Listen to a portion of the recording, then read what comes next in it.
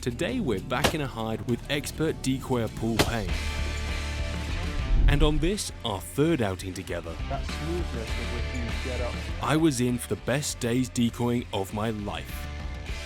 Not just the shooting was memorable, but the knowledge Paul shared in the hide will stick with me forever. We're back in sunny Essex. Good morning. Morning, Paul. What's the plan today? Today we're on winter laid barley. It's the first chance that pigeons have got to have a crack at grain rather than green, so they'll be leaving the peas. All the buds are finished now, so on the trees, so they go absolutely mad for it, but the damage is just relentless. So just over the brow of the hill, about 80 yards there, we've got a big old laid patch. And lead just means it's fallen over in the wind and it's lead on its side, meaning they can access it. Yeah, there's three things that can happen with barley. One, a little bit too much fertiliser, and so it comes up a bit too tall. Then you get any wind. When it swirls around, will knock it over, and if you get rain, that'll also knock it over. It's a certain time of the year, so when the crop is young, the heads aren't heavy, so you can get all the wind and rain you like, that won't knock it over. But when the heads get full up, and then you get the wind and the rain, that's when it goes over. We're on 2 flight lines today. We've got, I'm coming out of a town, believe it or not, there's more birds go to towns to breed than what there actually is in the countryside. Well, it's warm and safe, right? Well, it's not so much that, there isn't the predators. This isn't a very big field, and so we've got 2 flight lines, we've got them coming out of town, and we've got the country birds. They're doing a bit of damage now, so we really need to take care of that today. We'll hump our gear out there, get set up, and see how the day goes. Let's rock and roll. Just like last time, we were using 12 full-bodied final approach decoys and 2 flappers to start us off. We're shooting with a roof today. We are, yeah, with a 26, 27, 28 degrees, we would roast out here. So we're doing it with a roof, low front, and keeps the sun off us, but anything coming over our head can't see in the hide either, so that's the plan of action today. Honestly, just the relief from the sun. I appreciate there's people across the world who don't think that 26 degrees Celsius is hot. I'm not one of them. Got to say, the footpath, it's not a footpath, but people do use it, so we put a sign up that we're shooting today, so we have only got 1 arc of fire, which does mean we're going to be shooting down one of the flight lines, which I don't like to do. But why not? The noise just rattles down it, puts the birds off. Oh yeah, remember you saying using the power of the shot, using the power of the wind. Yes, but we've got no choice today. We're limited arc of fire, so anything over this laid patch is game on. Be easier to pick as well. Yeah, they are, yeah. There you go, mate. Lovely, thank you. 29 grams of 6, 35 yards. Look at that good looking bloke on the box. I mean, it's a bit hot for that hat today, isn't it? Looks like me, doesn't it? Yeah, from behind. Probably miss. You want to get it? All you, all you.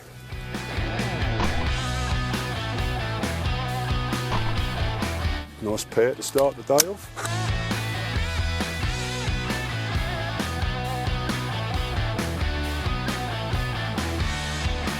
All right, well, so far I'd say so good. The beauty with any laid, whether it's wheat or barley, you know, out of 100 acres, they are coming to that one spot.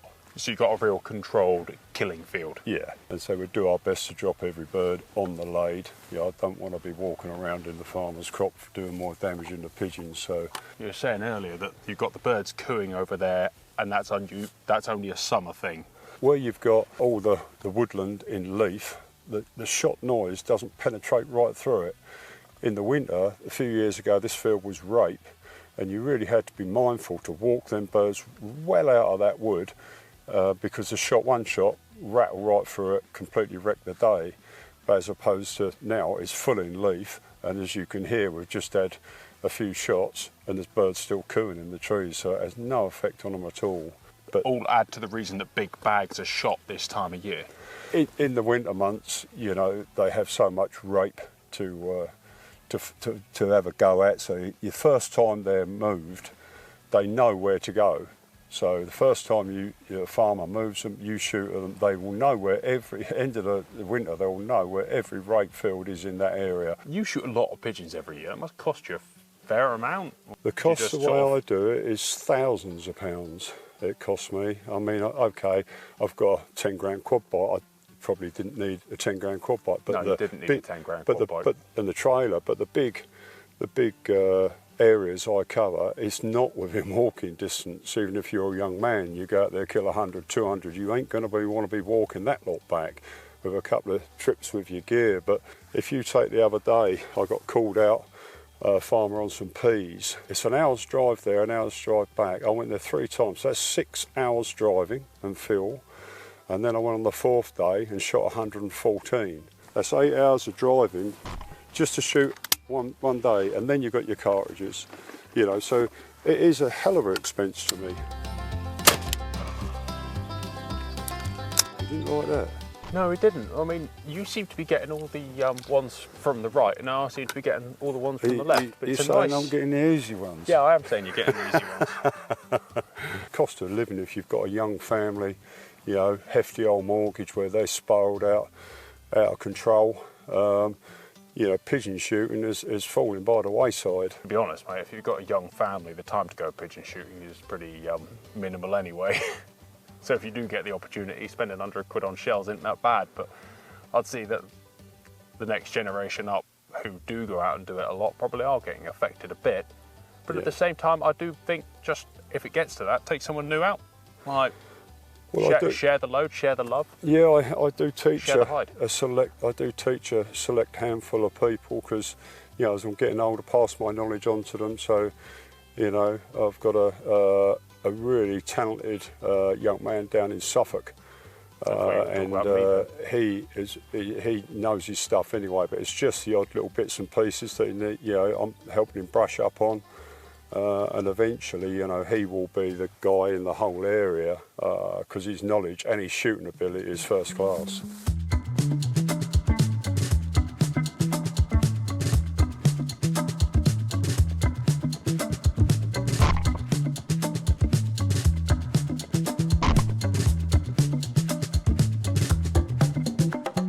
What keeps you doing this? I do a fair bit of game shooting, but you know, you draw your peg, don't you? And it's the lap of the gods whether you get the shooting or not, whether the wind's in your face or the wind's at your back.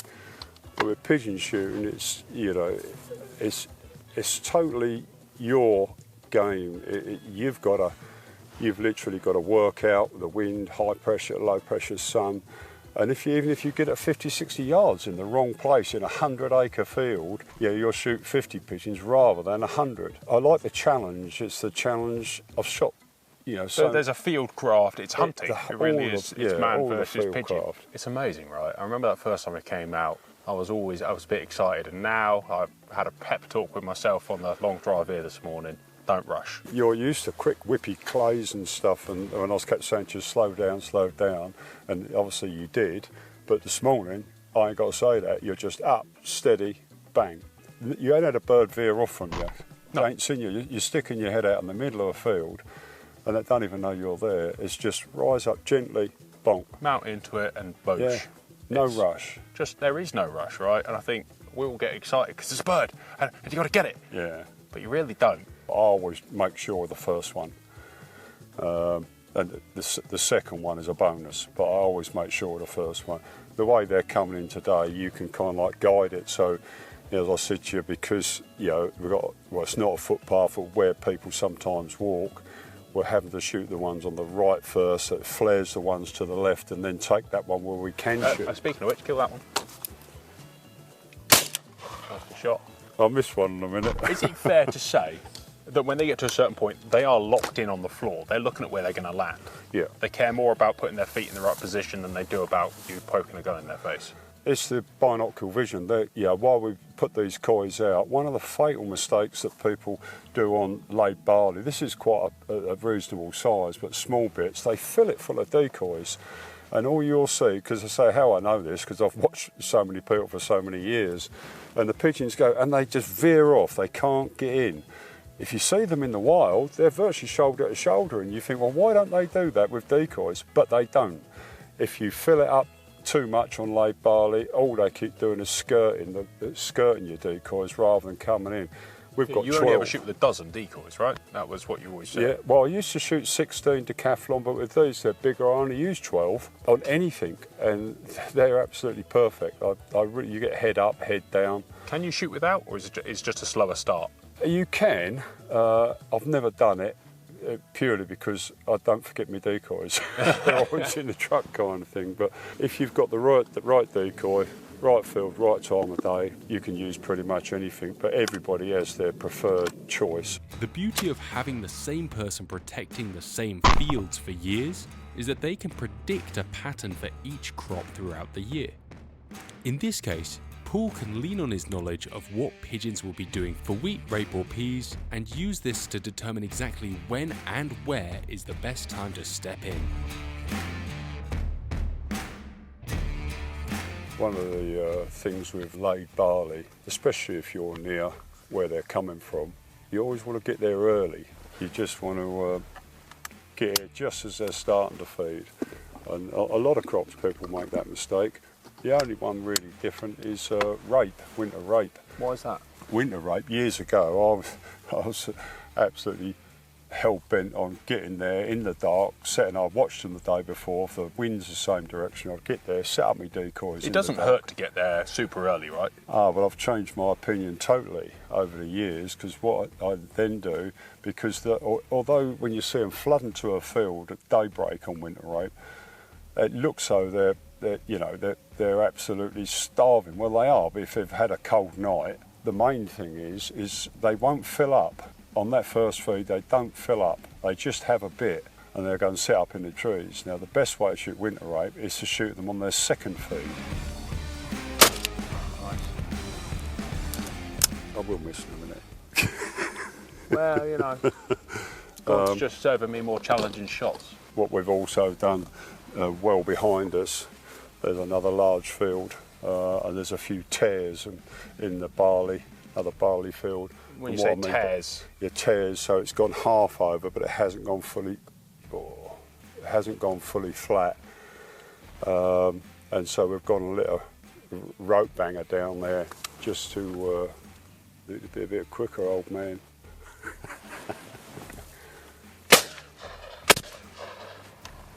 Bye. That's going down. Yeah. Yeah. You need to keep these off them little tared bits, because when we start bashing up on here, they will divert and start landing on that, and they will flatten it as well. So the best thing to always do on any crop is look what other food is in the area, and if you can cover that with another gun or rope banger, flags, that's always the best to do. And so it's like teamwork between that massive field back over behind us and this one here. They will try and get in there. There's been a few birds on there, not many, but they will try and get in there later on, but the rope banger will keep them off. The way to use rope bangers is to put the banger not exactly where the birds are feeding. So if you want to shoot those birds, you want them to come to you. All you want to do is, when the bang goes off using the wind, is the force, the bang, power of the noise washes where you don't want them to be. You're looking it to doesn't blow the life out of them. Brush them off, not scare just them push off. them away gently, and then they will come back up to you. But if you put it on the spot and a few get in there and a bang goes off, that's it, they're out the area. And the object of the game is you don't want to be doing that, you want them to come to you so you can kill them. Drawing the pigeons in this close allows us to get good, clean kills. Dropping the birds onto lead barley so that they are easy to pick at the end of the day. Dropping them in the standing stuff is not only hard to find, but can do more harm than good to the crops. Yeah, both down. They're both down, Yeah. We've shot a few. Should we pick them up or should we leave them out? Like, again, different crops are different, right? Where this is a bit thicker, can you get away with more on the floor? The problem is we've got a real hot day, so I definitely don't want to be filling up all this area with dead birds, because they'll just start veering off. I said earlier, they need room. But what you definitely don't want to be doing, like some people do, is they have their dogs racing in and out and bringing them back to the hide. In this heat, as soon as they're in the shade, they will go off before you get to the game dealer. So there's no point in that. You're best off leaving them out, especially if you've got any wind. Because where there's wind, there ain't flies. Okay. You bring them back in the hedge, And the flies, I don't know how they sense blood, but they do, and they will be on them in minutes. So what I do, if it's if it's a hot day, I'll still set them up, but just lay them near the hide so they're still in the wind. Nicely done, sir. And now you ain't got the shot cam on, you're actually taking some impressive shots. I haven't got that. The first time we met, Paul mentioned that the art of the decoy isn't about shooting 50-yard crosses, and is more about putting birds on the floor without suffering and protecting crops from damage in the most efficient way possible. Despite us getting out of the hide to tidy up the area, pigeons were flying back into the decoys within seconds. As the day went on, I was getting a better understanding of which birds were going to come in, or at least looking to feed, and which birds were going to fly right on past. So, steel shot, when and if do you reckon that's going to be coming in? Are you concerned about it? Would be my immediate question. I At haven't the done- ranges you shoot pigeons, it's not going to make a difference to you, or is it just the cost of ammo, the plastic wad? What is it that concerns you, sort of sparks that question? It's just the cost. I mean, you're going to be 50 odd p when that starts rolling out a shell, and with the pigeon shooting in mind, that's going to put even more people off, in my opinion. I haven't done it. I fired steel twice. One on pigeons when they first started playing around with steel, and I thought it was absolute crap. If you'd like, I've got a load in the car. You want to try some? But how's the recoil? Because I've got a knackered shoulder, so how's the recoil on it? On the whole hydro rod, soft as hell. Like, you will be surprised at how low it is. Well, Ed recommended them, so yeah, I'd like to try them. There's no whirligigs today.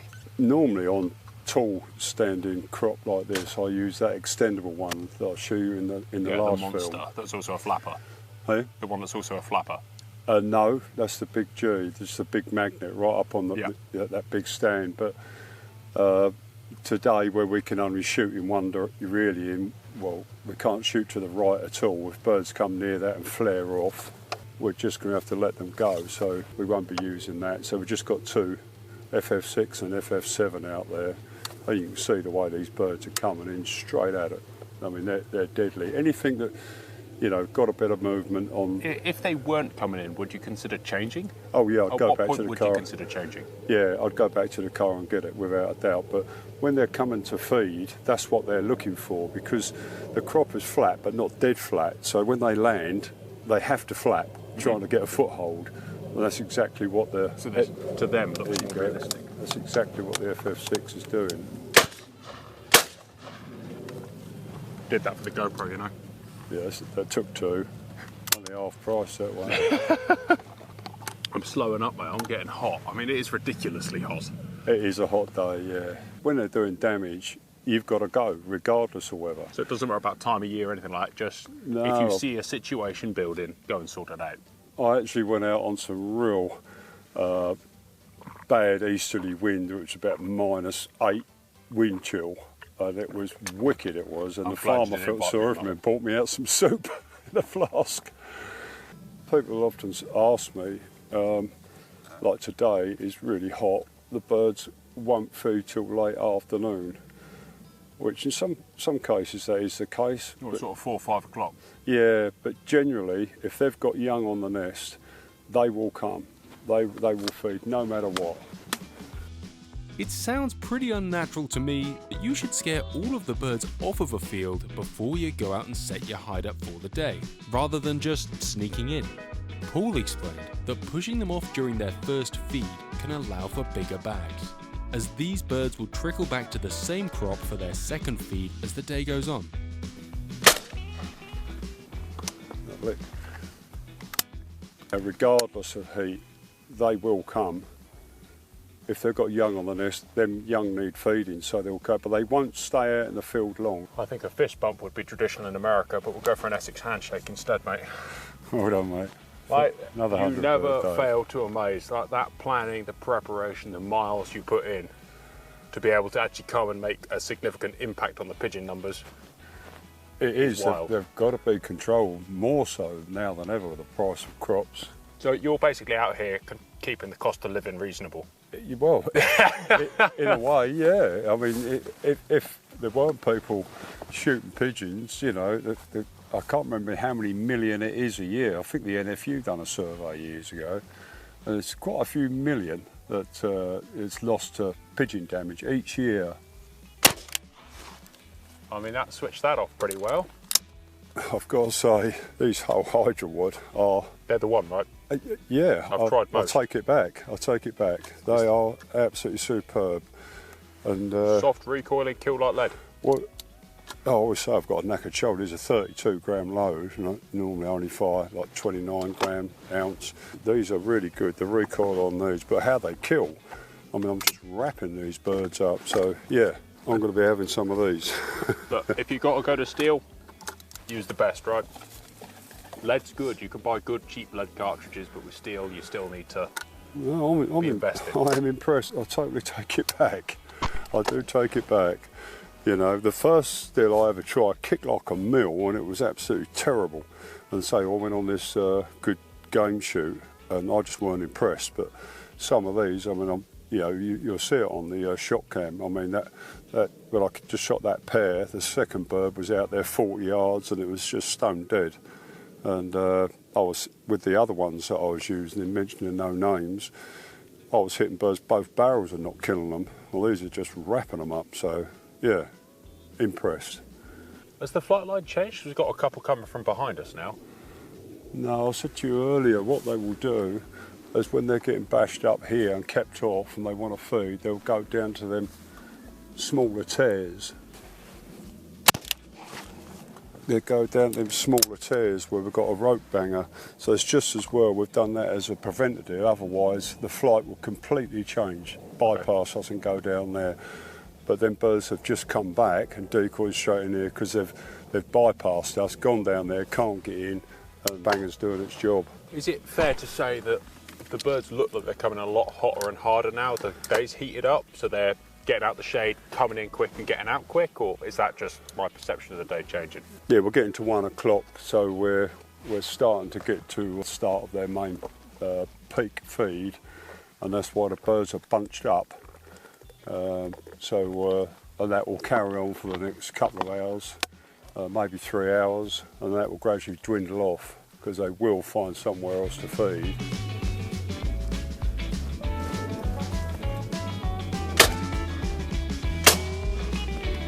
Oh, you chose this spot because you saw them coming here. How do you establish like the place? Pigeons like room. If they can get on a big lump of lake barley, they'll always choose that over a small bit. But when I come and watch this, I got a call out from the farm. When I come and watch this was the bit that they was targeting. If this wasn't here, by all means, they'd have had the smaller bits, but this gives us the best chance to pick up any birds. Excuse me. It was about time you missed one. Yeah. 100 odd birds in. That's the third one I've missed. You can walk them off and then see where they land back in, or what's the tactic with for this, those in the brush? I didn't have to do that because it was like X marks the spot. Every bird that was coming to this field was coming to this big spot. There was a few dropping in here and there, but the main spot was this big area, which they'll always go for. When we're thinking about going and picking up, is there like a maximum amount of birds you want down in the decoys at once? It's not overly important on laid stuff because a lot of the birds, when they drop into the short stuff, you know, they're going to be tucked right in. But if it was bare earth drilling, then, you know, I don't want too many laying there upside down. It does depend. I mean, I've shot 400 bird days, not got out my hide once on drilling, and birds laying upside down, and they still poured in. You're just playing it by ear? Every single day is different. And if the birds still keep coming, I don't get out my hide at all. If it looks messy and the birds are veering off, I get out and tidy it up. But less time out in the field is always better. A lot of people are in, out, in, out. That's not what you should be doing. Let the birds kind of, like, you know, I've said before in the other films, like talk to you. If there's something they don't like, change it. And how long are you going to wait before you change it? Or you're just reading the birds, whether they want to come in or not, or? It depends on the day and on the crop how much they really want it as well. I mean, when we went out there and we shot the first 50, there was about 8 or 10 upside down. Didn't really make a lot of difference, but you don't want them all piled up in one place. You still give them room to, so we've spread, our decoys out there, we've spread them right out. We've still got loads of room to get in. And when we shot, what have we got now? 129. The birds are getting bunched up now where some of these will probably be on their second turn. And would you ever consider like building a hide the day before? No. One of the things you do see a lot or hear a lot, they've gone out and they've, even on YouTube as we are today, there's a guy built my hide the day before. Absolute rubbish. Doesn't hurt, right? Well, it does, because if the wind turns round a few degrees, the birds won't be flying nowhere near it, and then birds will be 50, 100 yards off of where you'd put your hide. So, I mean, don't get me wrong, years ago I used to do it, but I soon realised how many times I've got to keep moving the hide that I don't bother at all. I'll have a good idea of where I'm going to be, and in the morning when I'm going to shoot, I will just double check that and confirm it. I remember reading many of the pigeon books in my formative years, and they all said build these monstrous castles, and it's definitely cool. Like, it appeals to the youth in me to go den, build a den. But you don't need to build a den. I think a lot of that, you're bang on. It does go back to when you're a kid and building a den. It's fun. It is fun. I think, and pigeon shooting should be fun as much as it's a serious affair. Without a doubt, but it's just, in this heat, it's more work in this heat. I always find with a camouflage netting, as you now know, less is more. We've got less netting up here. We've got a fairly thick roof over us to keep this heat off of us, but less is more without a doubt. The wood pigeon, despite its name, only roosts in thick woodland during winter months. The rest of the year, you'll find them in hedgerows, large bushes and small trees. Lovely double. I know the answer, but I'm going to ask it anyway. That tree is where they want to be. Yeah. Why wouldn't you set up under the tree? What they'll do, they'll fly out of the town, they'll go to that, as what Archie Coates called a city tree, cool off and then peel out and then come to the late barley. So that's that tree. That's your pit lane. Yeah, that is, yeah. They'll stop off there, cool off, have a little bit of shade because it's red hot out there. And basically what they will do is when they properly want to feed, they'll bypass it. Been quite a few go in there, but a lot of them have just bypassed it. And the reason why we don't want to sit anywhere near that is purely because we won't pick a bird up. Okay. And I don't, That's not the point, right? Yeah, flattening any barley to pick anything up. And then if we wound any, we can't pick them up. So, this is where they want to, like this one, this is where they want to be.